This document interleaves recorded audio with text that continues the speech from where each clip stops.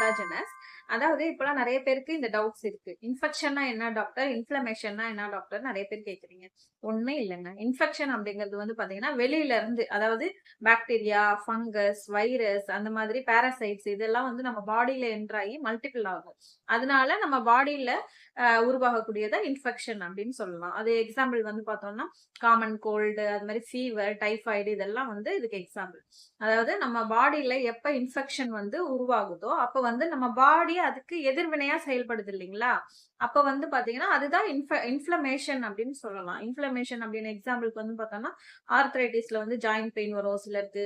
அது மாதிரி வந்து பார்த்தோம்னா ஒரு கட்டாகி அந்த இடத்துல வந்து ஒரு இன்ஜுரி ஆயிடுச்சு, அந்த இடத்த சுத்தீர வந்து வீக்கமா செவந்து வருது இல்லைங்களா? அதான் இன்ஃப்ளமேஷன் அப்படின்னு சொல்லுவோம். தேங்க்யூ.